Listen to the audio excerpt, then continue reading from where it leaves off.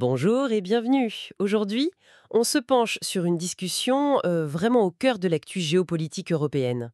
Suite à cette rencontre entre Emmanuel Macron et Volodymyr Zelensky, la question est un peu partout. Est-ce que des avions de chasse français, comme le Rafale, pourraient bientôt intervenir dans le ciel ukrainien? Bonjour. Oui, absolument.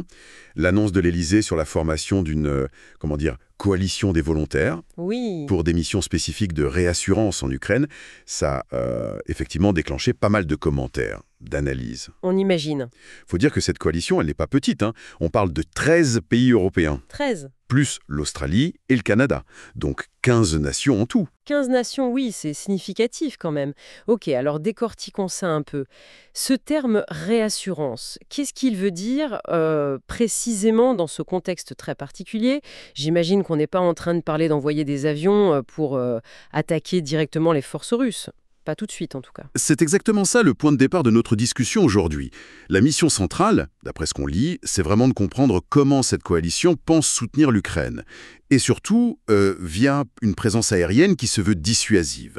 Pourquoi spécifiquement le Rafale français, le Typhoon britannique? Oui, pourquoi cela? Quelles sont les stratégies derrière? Les implications diplomatiques qui peuvent être énormes? Et bien sûr, la réaction russe. On va essayer de voir ça en se basant sur les infos disponibles pour saisir un peu la portée de cette démarche. Alors justement, cette réassurance, ce mot qui semble un peu clé dans la stratégie. D'où ça vient, ce concept, et comment il a évolué pour arriver à l'Ukraine? Alors ce terme, il a vraiment pris de l'ampleur après février 2022, après l'invasion russe. D'accord. Au début, ça désignait des missions bien précises, des vols d'avions de combat alliés, italiens, français, allemands, britanniques, au-dessus de l'Europe centrale et orientale. Le but, c'était clair. Rassurer les membres de l'OTAN les plus exposés sur le flanc Est. Oui, les missions Baltic Air Policing, ce genre de choses. Exactement. Baltic Air Policing, Icelandic Air Policing, c'est en gros de la police du ciel. Une présence visible pour montrer la solidarité de l'Alliance. C'est aussi, il faut le dire, un moyen pour les pilotes d'accumuler des heures de vol en mission RR, ce qui est précieux. Une des sources d'ailleurs note, avec une certaine ironie, que c'est une conséquence un peu involontaire de l'agression russe elle-même, une sorte de réussite non voulue par Poutine qui a renforcé la présence de l'OTAN à ses frontières. Une réussite involontaire qui renforce l'OTAN. C'est un paradoxe intéressant, oui. Et maintenant, ce concept qui visait à rassurer les alliés de l'OTAN sur leur propre territoire, comment on le transpose à l'Ukraine, qui, elle, n'est pas membre de l'Alliance? C'est là toute l'innovation, ou disons l'extension un peu audacieuse que propose cette coalition des volontaires. D'accord. On sort du cadre strict de l'OTAN pour appliquer cette idée de réassurance directement à l'Ukraine. Il s'agit plus seulement de rassurer les voisins, mais de fournir une sorte de garantie, ou en tout cas une présence dissuasive à l'Ukraine elle-même, sur son territoire, dans son ciel. Les sources parlent de plusieurs axes possibles pour cette coalition. Des missions navales en mer Noire sont évoquées. Ah oui? Oui, et même l'idée là beaucoup plus controversée et très hypothétique, car liée à un cessez-le-feu qui n'existe pas, d'envoyer des troupes au sol pour du maintien de la paix. D'accord, ça c'est encore autre chose. Voilà. Mais l'axe qui nous intéresse aujourd'hui et qui semble le plus, disons, concret à court terme, c'est bien cette idée de fermer l'espace aérien souverain ukrainien avec des chasseurs de la coalition. Ah, voilà, c'est là que ça devient vraiment intéressant. Donc, on parle potentiellement de voir des Rafales français, des Typhoons britanniques, peut-être d'autres, au-dessus de l'Ukraine. Si leur rôle premier, c'est pas d'abattre les avions russes, c'est quoi leur mission exacte? Comment ça marche, cette fermeture de l'espace aérien? L'objectif numéro 1, d'après les documents, ce serait d'établir une zone d'interdiction de fait pour les appareils russes. Une zone d'interdiction. Oui, empêcher les chasseurs bombardiers russes, les Sukhoi, Su-30, Su-34 et les bombardiers stratégiques comme les Tupolev Tu-22M de pénétrer et d'agir librement dans l'espace aérien contrôlé par Kiev. L'outil clé pour ça, ce serait le missile RR longue portée Météor. Le météore. Voilà. Et ce qui est fascinant ici, c'est la perception de ce missile. Les sources insistent. Les forces russes connaissent les capacités du Météor et elles le craignaient. Ah bon? Oui, son très long rayon d'action permettrait aux chasseurs de la coalition de menacer les avions russes bien avant qu'ils approchent leur cible ou qu'ils entrent en combat rapproché. Donc, c'est une pure stratégie de dissuasion, une menace crédible. D'accord. L'idée, c'est d'établir ce qu'on appelle la supériorité aérienne, pouvoir opérer où on veut, quand on veut, sans trop de gêne ennemie, voire même, si assez d'avions sont là, la domination aérienne, le contrôle quasi total. Et les sources rappellent d'ailleurs que cette maîtrise du ciel, c'est un domaine où les doctrines et les technologies occidentales, type OTAN, excellent. Et que la Russie, elle, n'a jamais réussi à l'imposer en Ukraine depuis 2022. Une dissuasion donc. La simple présence d'avions avec le Météor suffirait idéalement à tenir les Russes à distance. Mais quid des autres menaces? Je pense aux missiles de croisière, balistiques et ces fameuses munitions rôdeuses, les drones kamikazes. C'est l'autre volet, oui, et potentiellement très important de cette mission de réassurance. La coalition envisagerait aussi d'utiliser ces chasseurs pour intercepter ces menaces. Missiles sol-sol, de croisière, munitions rôdeuses, lancées par la Russie. D'accord. Et là où la stratégie devient particulièrement intéressante, c'est que, d'après l'analyse des sources, une telle action pourrait être menée sans que Moscou puisse dire c'est une déclaration de guerre ou une agression inacceptable. Ah oui, comment ça? La logique avancée, c'est intercepter un missile ou un drone, c'est une action défensive pour protéger le territoire, la population ukrainienne. Ça n'implique pas d'abattre un avion piloté, donc de tuer ou blesser des pilotes russes. Ça franchirait un seuil d'escalade bien plus élevé. C'est une distinction subtile mais cruciale, oui, sur le plan diplo et militaire. Tout à fait. Les sources mentionnent aussi au passage que les Saab JAS-39 Gripen suédois, des avions modernes et polyvalents, pourraient très bien s'intégrer à ce dispositif, aux côtés des Rafale et Typhoon. Cette distinction entre intercepter des munitions et engager des avions pilotés, c'est effectivement un point clé pour comprendre cette logique d'escalade contrôlée.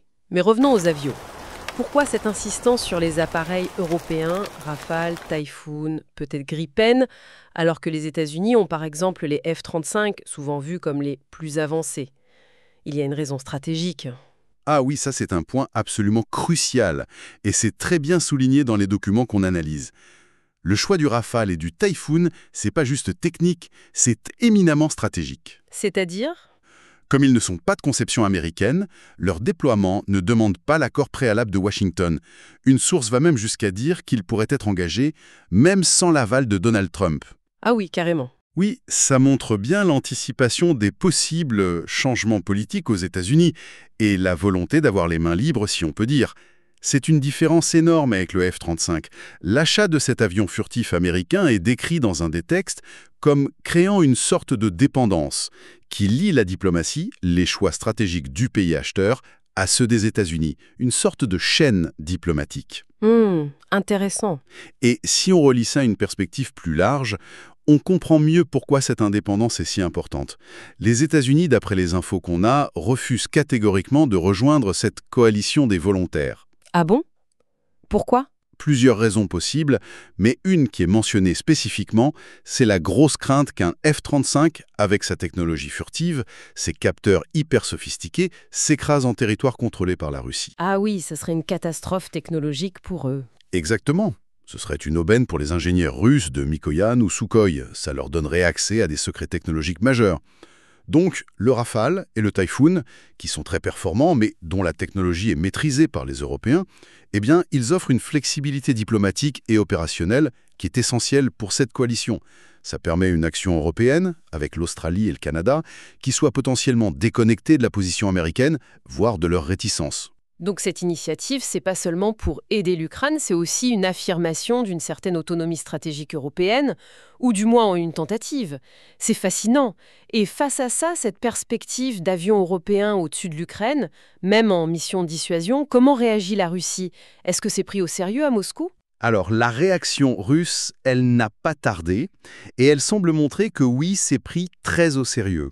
L'annonce de l'Élysée sur la coalition et ses buts a provoqué, selon les mots d'une source, une fébrilité certaine au Kremlin. Une fébrilité? Oui, il est rapporté que Vladimir Poutine est apparu assez tendu, fébrile même, dans une interview télévisée, juste après, répétant des menaces assez vives contre toute force étrangère qui interviendrait directement en Ukraine. D'accord, des menaces classiques, mais peut-être plus intenses. Voilà, cette nervosité affichée, ça suggère que l'idée d'une implication aérienne occidentale plus directe, même sous ce terme de réassurance, ça inquiète Moscou.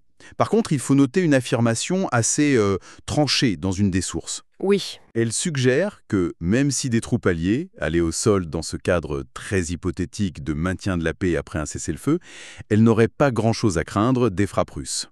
Ah bon? Pourquoi ça? Parce que, selon cette source, la Russie concentrerait ses frappes sur des cibles civiles sans défense plutôt que sur des forces militaires organisées et potentiellement dangereuses pour eux. C'est une affirmation très forte, ça. Très forte, oui. Présentée comme une analyse dans le matériel source. Ça mériterait évidemment discussion sur sa validité, mais ça montre une certaine perception de la stratégie russe dans ses analyses. Une affirmation très directe, en effet. Bon, admettons que ces missions de réassurance se fassent. Vous disiez que pour éviter l'escalade, les avions ne décolleraient pas d'Ukraine. D'où partiraient-ils alors? Et est-ce que ça pose des problèmes particuliers? C'est exact. L'idée serait d'éviter la provocation jugée excessive par Moscou et Minsk. Opérer depuis le sol ukrainien, ça pourrait être vu comme une co-belligérance trop directe. Logique. Donc, les sources indiquent que les bases aériennes dans les pays voisins de l'OTAN, surtout en Pologne et en Roumanie, deviendraient les plateformes centrales pour ces missions au-dessus de l'Ukraine. Et ce qui est intéressant, et c'est souligné dans les documents, c'est que ce n'est pas une idée qui sort de nulle part. Ah. Non, les pilotes français et britanniques notamment, ils s'entraînent à opérer depuis ces bases polonaises et roumanes régulièrement depuis le début de l'invasion à grande échelle en février 2022. Ah, d'accord. Donc il y a déjà une préparation en amont. Tout à fait. Ça montre une préparation, une anticipation de ce genre de scénario bien avant l'annonce de la coalition des volontaires. La logistique, les procédures, l'expérience des équipages seraient donc déjà là, au moins en partie. Ça faciliterait un déploiement si besoin. Une préparation qui remonte loin, donc ça suggère une planification à plus long terme. Alors, si on essaye de résumer tout ça, de rassembler les points importants qui ressortent de nos sources. Bon, on peut dire qu'on voit se dessiner, par une coalition quand même significative de 15 pays, majoritairement européens mais pas que, une nouvelle étape possible dans le soutien à l'Ukraine. Il s'agit d'appliquer ce concept de réassurance, pensé pour l'OTAN au départ, directement à l'Ukraine, pour sécuriser son ciel. L'approche, c'est d'abord la dissuasion, pas l'engagement direct. Le but, interdire le ciel ukrainien aux avions russes grâce à la menace crédible des chasseurs européens, Rafale, Typhoon, peut-être Gripen avec ce fameux missile Météor. Exactement. Établir une supériorité aérienne que la Russie n'a pas et s'en servir comme levier de dissuasion. Et en parallèle, cette capacité, jugée moins risquée en termes d'escalade, d'intercepter missiles et drones russes, une protection plus directe pour l'Ukraine. Et un élément vraiment fondamental derrière tout ça est la recherche d'autonomie stratégique. Le choix des avions européens permet à la coalition d'agir sans dépendre des États-Unis, qui de toute façon ne sont pas dans cette coalition précise, notamment par crainte pour leur technologie F-35. Tout ça provoque une réaction nerveuse claire à Moscou, avec des menaces. Mais sur le plan opérationnel, la planification semble avancer, avec l'utilisation prévue des bases en Pologne et Roumanie, où les pilotes s'entraînent déjà depuis plus de 2 ans. C'est une synthèse très claire, oui. Et tout ça, ça nous amène à une réflexion pour finir. Ça soulève une question importante, non?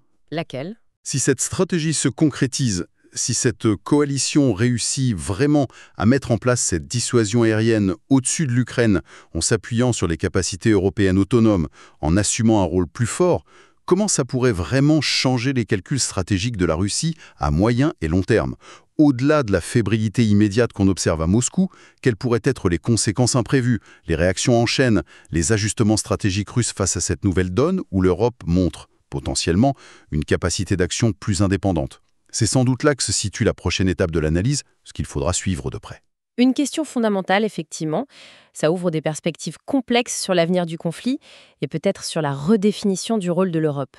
Merci d'avoir suivi cette exploration des éléments dont nous disposions aujourd'hui.